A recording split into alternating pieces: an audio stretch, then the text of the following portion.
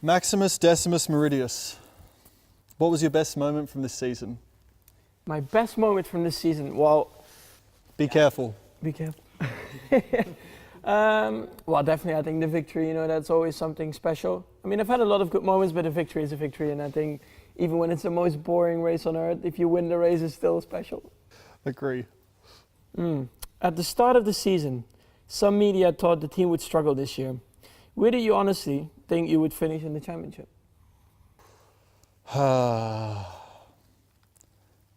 I didn't expect to finish top 5. I mean, you know what it's like. You do the best you can, and if the car is good enough, obviously you can do better than. Just because you say I don't think I can get 5th doesn't mean you're not going to get 5th if you can. But there was no real signs that we would be this much better this year. So I thought top 5 would be a stretch. All right. Yep. Now, contrary, what was your worst moment of this season? Monaco. Absolutely Monaco. I think everybody agrees on that one. Do you like the track though? After all, the worst weekend of your 2 year? weekends. The worst 2 weekends, both years.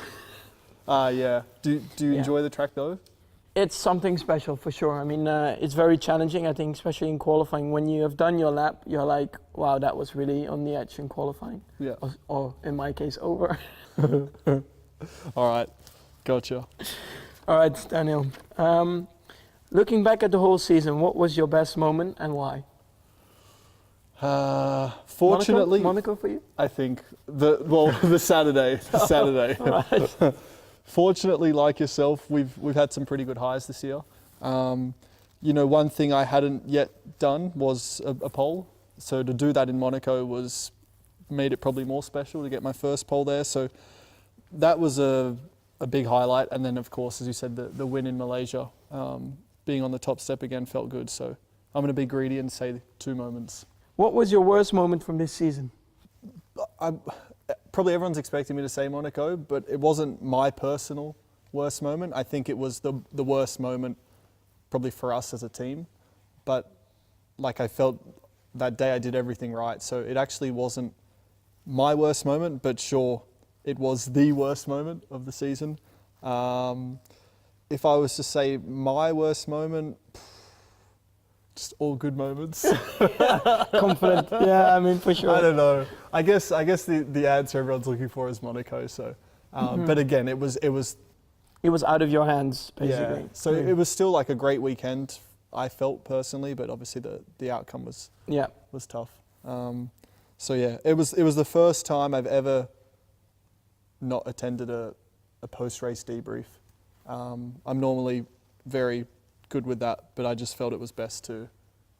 And because my house was like 500 meters away, I was like, let's go home and not talk to anyone for a little while. I can imagine. Alrighty. A lot of people said the team was wrong to replace Kvyat with yourself, and the media said they were very surprised.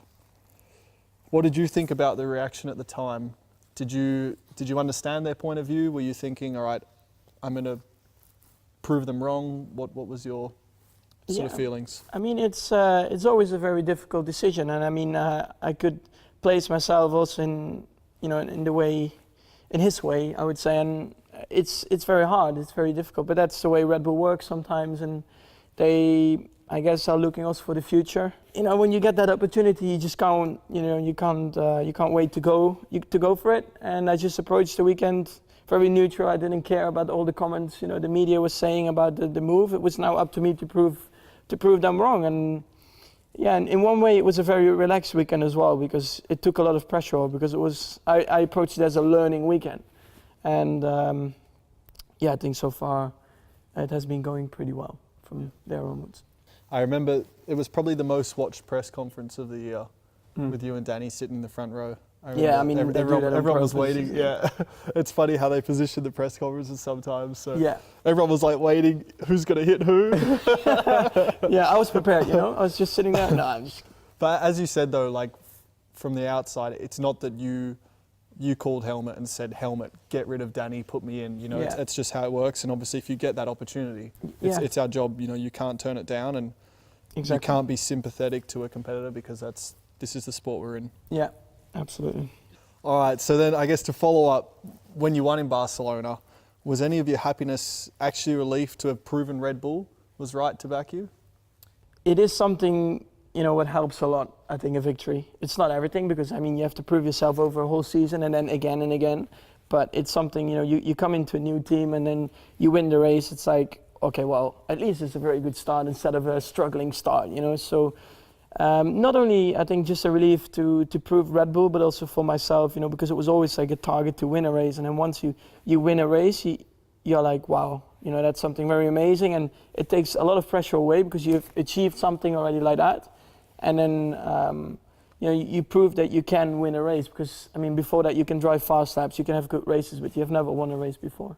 Yeah, I can definitely agree that it's the same when I won in Canada. It's you believe you can do it and you think you can do it, but until you cross the line in first with all that pressure and on the world stage, so to speak, then it's like, yeah, it's like, a nice feeling. Okay, I can do it. You know? So yeah, it's good.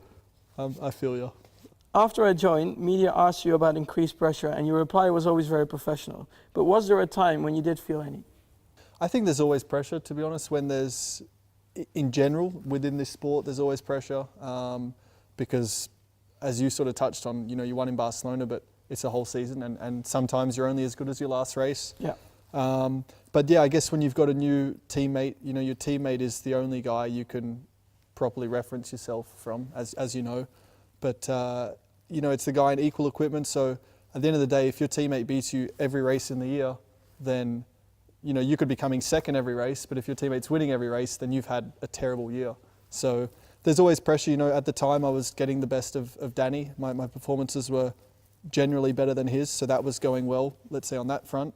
But then obviously you've stepped in and it's like, it's another challenge. And it's like, well, I obviously knew you were quick, but it's like, how quick? And then how's he going to deal with everything else? So I guess there's pressure on both of us, I guess, but yeah, on me to obviously make sure I keep delivering and don't, get out qualified by half a second every weekend because then it kind of sucks. But, yeah, well, luckily that's not the case. It's been fun. Yeah. It's been fun. What sort of teammate am I? These are awkward questions. You're such a lovely, caring, beautiful, beautiful teammate. Such a beautiful boy. Yeah. We have to do that again, or you think that's all right? What kind of a teammate am I? Be nice. Yeah, I joke a lot about. Otherwise, I don't give you any chocolates anymore. What kind of teammate?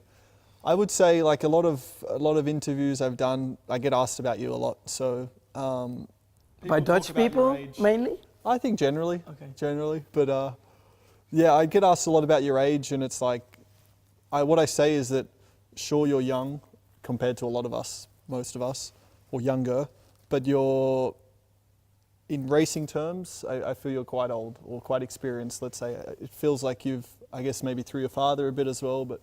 I guess through karting at the top level and that you learnt quite a lot at a young age, but it seems like me at 18, for example, I wasn't used to the environment of Formula One, or it didn't really feel natural yet at that age, where it seems like you're a bit more accustomed to it and even like communicating with the team, and that it feels probably more natural at your age than it would have for a lot of us. So yeah, young in age, but not so young in terms of motorsport experience and the motorsport world.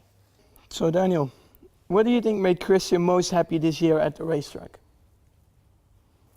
Oh, drinking out of my shoe. It was definitely good champagne, wasn't it? Yeah, I think, sure, as a whole, I would honestly say the 1-2 in Malaysia, because I think both of us were, as a team, it's the best result you can have. Sure, maybe I was a little bit happier because I won, but as a team, you can't get a better result, And obviously your win in Barcelona, I'm sure he was 99.9%. He was happy, but he felt sorry. But maybe it was like, because he knew I was probably disappointed, so the emotions were probably more mixed. Where I think Malaysia, as a team, it was like, oh, both drivers will be happy enough. And I think also the way, first we had like a good fight, we gave each other space, and they were like, they were at the pit wall like, oh my God, what's happening, So yeah, definitely, I would agree on that one. All right. Did you see him angry at all? Did I see Christian angry? Angry, I don't know. For sure upset. Again, I would probably say after Monaco on the Sunday. We spoke on Monday. I didn't want to sort of speak to anyone Sunday night, so we spoke on Monday, and I could tell, obviously we were both still affected, but I could tell he was pretty down. So yeah, besides Monaco, I don't know. I think we haven't really pissed him off too much, I don't think. Oh, luckily not too much. We crashed a few race cars, but not that many. Yeah. Come on, it was okay. Yeah, it was okay. It was not bad, yeah. All right. After Spa, a lot of people were getting on your back about your driving style. What did you think about that? Yeah, I mean, I always stayed pretty neutral about it. I mean, of course, I wasn't happy at all after Spa. After a good qualifying, and then in front of your home crowd, so many people, they were there to support you, and actually, like within 100, 200 meters, everything just falls apart. Yeah, so I think it's always. The most important thing is you have to believe in yourself, and you shouldn't read too many comments. I think after Spa, I also deleted a lot of stuff from my Twitter and Facebook and Instagram. I was not following anything from F1 anymore, just other stuff, and I think that helps a lot because you don't read all the comments. What was your best move on track this year and why? First one that comes to mind is there's a few, but first one is Monza on Bottas. Mm-hmm.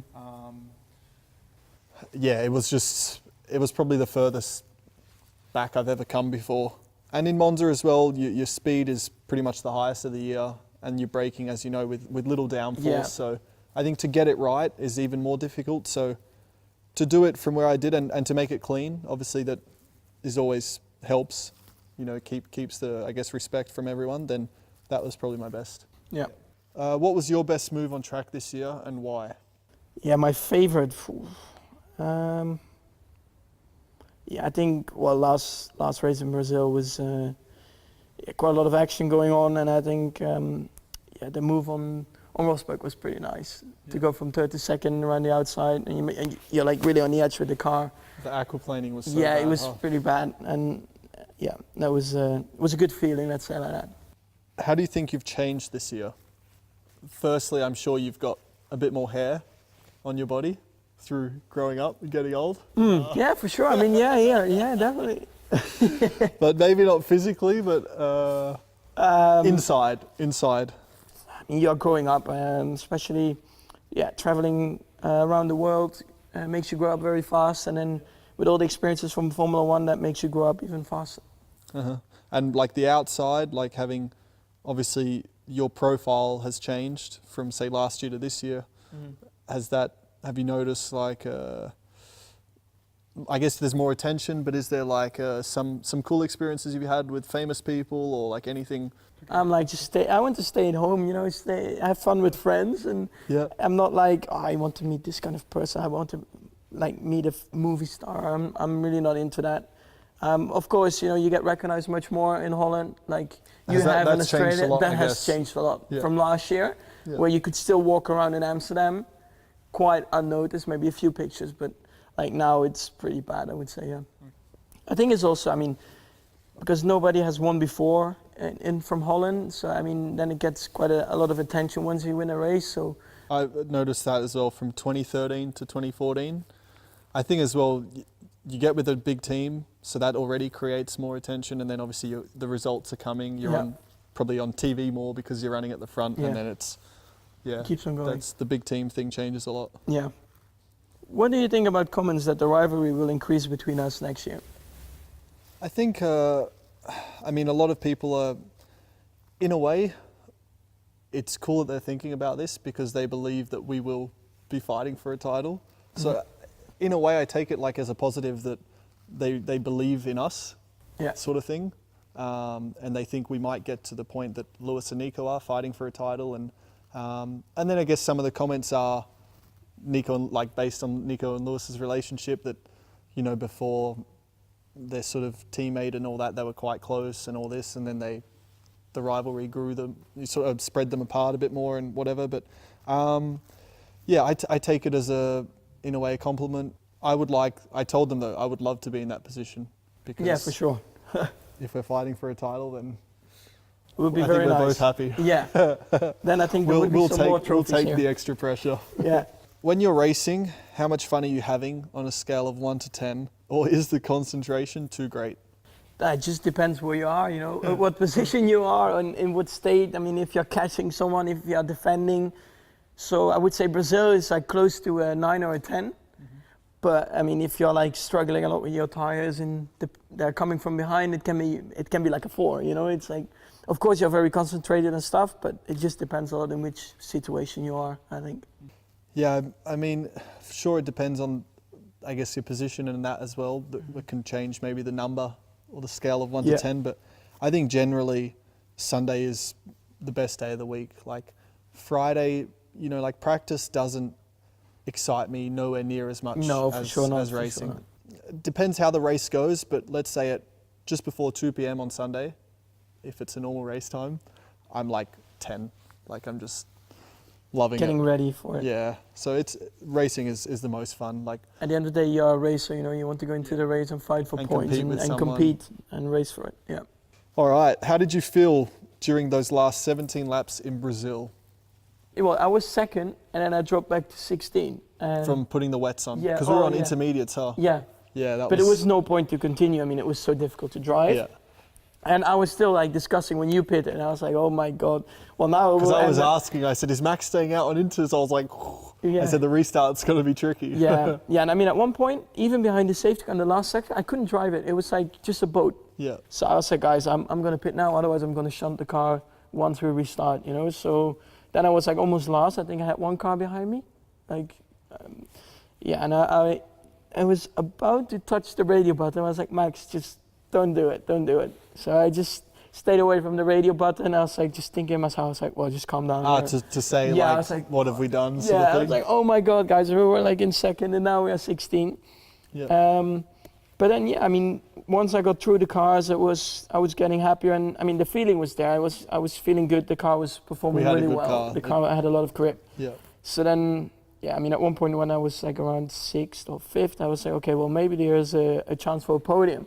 And then once you overtake the final car to get onto the podium, then, I mean, it's a really good feeling, I would say, because in such a short time to pass that many cars, of course, was something special, and I definitely enjoyed that. And to stay on track was in those conditions. Very difficult. I mean, the last sector was, I mean, yeah. I think you saw my like near crash. I mean, I was looking through some onboards, like nearly every driver, maybe not as big as yours, but even Rosberg had a big moment. Yeah. I mean, it was like, just to cross the line in that race, like to finish the race was already like, okay. Yeah, because my final lap, I was like 1.5 seconds slower just because I was going really slow into the last sector because I didn't want to crash at all. And it was, yeah, as you know. Could you see Rosberg or they had? Nah, he was like 11 seconds in front. So okay. Yeah, it was a big gap. It was fun. It was good fun. When you look at your trophies, which one stands out for you? I think in terms of looks, the Budapest one. Yeah, I agree on that one. The 3rd place. It's definitely unique, and it's quite traditional, you know. So it looks, for me, I look at it and I think, oh, that looks quite East European. So I like that a lot because it is different. But in terms of, obviously, I look and I immediately notice my 1st place in Malaysia. Your 1st place is bigger in size from Barcelona, so I'm not that happy about that. But I mean, I have to say, the one from Japan is actually also pretty nice. It has some good details in it. I like that. They've always done, I think, with like the flowers. Yeah. I'm not sure the name of them, but I look at it and I think, yeah, it's Japanese. So. No, it's cool. All right. What's been the best thing for you off track this year, and why? Best thing off track? Oh. I think it's just being at home, to be honest. Just spend time with your friends and family, you know, just have fun. I think it doesn't need to be something very special. So, yeah, just have fun with your friends, go-karting, this kind of stuff. Yeah. I think that's what people don't understand, huh? Like if they're not involved in racing, or it's like they don't understand how little time we get at home and see friends or family. And yeah, you're just I mean, even when you don't have a race, you're always traveling for the simulator or like events, and yeah, absolutely. Yeah, I fortunately I had I was fortunate to have a friend I went to school with who came to a couple races this year, Austin and Mexico, and like he's known me since we were 10, 11 years old, and he knows that I race. Even then, obviously, I was racing, but he still didn't know what's involved, and he was like amazed with the hours we spend at the track, like from Wednesday onwards, and he was just like, yeah, I just thought you'd rock up to the track, do a few interviews and race sort of thing. Yeah. So it was cool for someone to see that. It's even more difficult because I mean, you have to leave Australia, you have to go and live in Europe, and you don't see your family sometimes for like a long time, so that's even more difficult. Yeah. Yeah, it's as you say, it makes you grow up quicker, being away from home and all that, but there's positives for sure. Yeah. Yeah. If you could pick anyone to do a shoey with on the podium, who would it be? Out of the drivers, I will say Lewis, because it was one race, I think it was Austin, when I gave it to Gerard Butler, and he was laughing, but he sort of knocked me and he said, "You'll never get me to do that." He's like, "Don't you ever, because I'll never do it." So you should try it. That like motivated me to just want to do it. Yeah, absolutely. But only if I win, and if he's there, I'll like force him to do it. And he won't have a choice, because if he doesn't, I'm sure the whole crowd will like boo or something. So yeah, I think just to get back at him sort of thing for that, then that would be fun. If you could take one of my trophies, which one would it be and why? The trophy, I would take third position from Hungary. Yeah. I mean, it's a very beautiful one. Yeah, that was, I agree. It's, as you say, it stands out, and it's like... In terms of results, I would like to swap in Malaysia, of course. But in terms of trophies, I would definitely take that one. Yeah. All right. Other ones from the States is also not bad. Yeah. Can I have two? Maybe. See, that's like the States as well. It's got the American colors. It's got like the star. Well, I need to get one more podium, then we're equal. So then maybe we can share something. Okay. What are you most looking forward to in the off-season? Just not thinking about racing. I'll still do things which give me some adrenaline, riding bikes and all that. But being with friends and getting away. Like a few of my friends have farms and stuff. So like 3 hours from Perth. Good temperature then in Australia. You don't like the snow, do you? No. I mean. So you've just answered it for me. The thing I'm looking forward to most is sunshine. Mm-hmm. Yeah, 35, 40 degrees. Yeah. Done. If you could invent anything to go into the car to make driving more comfortable, what would it be? Easy. Music. A sound system. Yeah. A sound system, and in like Singapore and Malaysia, a cooling, something that keeps you cooler. Yeah. Man, those 2 races were so hot this year. Yeah. Yeah, it's... Yeah. That would help a lot, because even when you have your visor open, it's not cooling, it's like warm air. Yeah. So... what would you have? Well, just the cooling. Yeah. I mean... music? Well, music, it's all right. Once I'm in the car, I don't need music, but yeah, the cooling, absolutely. Maybe in Brazil we could have done with a heater as opposed to a cooling system, something warm. And gloves, like something with gloves. Yeah, because that keeps your gloves from getting wet. Exactly. Is that what you're going to say or not? Yeah, because they got really slippery. Yeah, because when your hands get cold. Yeah, it's, we have such big... I know, we sound like big girls' blouse. Yeah, big issues we have here. Oh, all right, simple question. What do you want to achieve in Formula One? Being world champion. I think that's everybody's goal. Well, first of all, I would like to win some more races, and then I think automatically when you start winning races, then you start fighting for a world championship at one point, hopefully. You? Same. Yeah. I think that's if there's one answer, it's that. But if you go beyond that, then what do you want to achieve? You want to achieve fun and enjoyment, and it shouldn't be only like work. You should also, enjoy, I think, those years, because they pass by very quickly. It's a big part of our life. Yeah. And it goes quick, so yeah. Sure. Who do you think is more famous, me or you? I think it just depends on which country you go. I mean, for sure, when I go to Australia, it's you. And when you come to Holland, yeah, I mean... or Spa, there was so many Spa, Dutch flags, so... Yeah, yeah. I think in general, I think it's still more you. It's close, it's close. The steering wheel has lots of functions. Do you know all of them? I do, yeah, I do. Okay, giving myself a little bit of credit here, probably giving all of us some credit, but I can't multitask to save my life. Like, if I'm on my phone messaging someone, you could be talking to me saying, oh, the house next door is on fire. I wouldn't even know like what you're saying. But when it comes to the race car, maybe it's because I love doing it, but I can do things on the steering wheel, I can think about the balance, I can talk to my engineer. I'm like multitasking at high speed. Yeah. So that, it sort of surprises me, because anything else in life, I can't do that. But when it comes to the steering wheel and all that, it's quite amazing then what the brain can do, isn't it? Like, yeah, the difference it can... It shows, I think, when you enjoy doing something, Yeah. you can be a lot more better at it. Yeah, absolutely. I always have, like, after a break, like a winter break, when you jump back in the car, you're like, what was that again? And then you need a few laps to understand. All right, Daniel.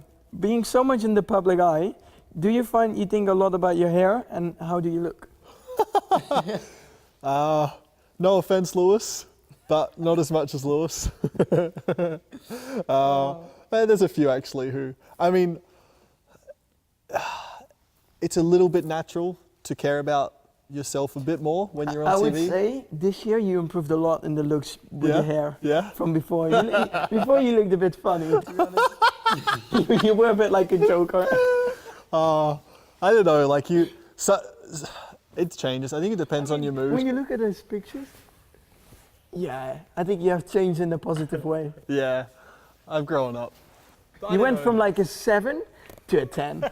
Yeah, thanks, I appreciate it. Sure, it depends. Like if there's an event, maybe you care a bit more. Like you want to look a bit good, but I don't know. Some days, like I don't know, like now, like towards the end of the season as well, you're just tired, and sometimes you're just like, oh, whatever, I'll just put this on and just go. So. Or just use a cap quickly to cover it up. Yeah. So it depends, but yeah. Sure. I mean, everyone likes looking cool. Decent. One way or another. It has its moments. Yeah. Mm-hmm. You? To be honest, I'm always wearing a cap. Like, I think 95% of the year I'm wearing a cap. So. Okay. And you're not really shaving yet, so there's not much to really maintain. I do like every 3 days. Okay, really? Yeah. Okay. So even like that, like if I look close, there's probably things that I could trim, and like this looks like really bad. You did. But yeah. That's actually... Anyway, I don't know. Some days you're in the mood to like look good, and some days you're like, oh, I'll just look rough. And depends on being the a guy is easier, isn't it? Choose 3 words to sum up your season. 3 words. So, no arms, buts, just 3 words. 3 words. Oh, that's already 2. Good. Cool. And exciting. Okay. English isn't your first language, is it? No. Yours? Compelling. Man, I don't even know what compelling Stupendous. means. All right, come on. Splendid. Splendid, yeah, all right.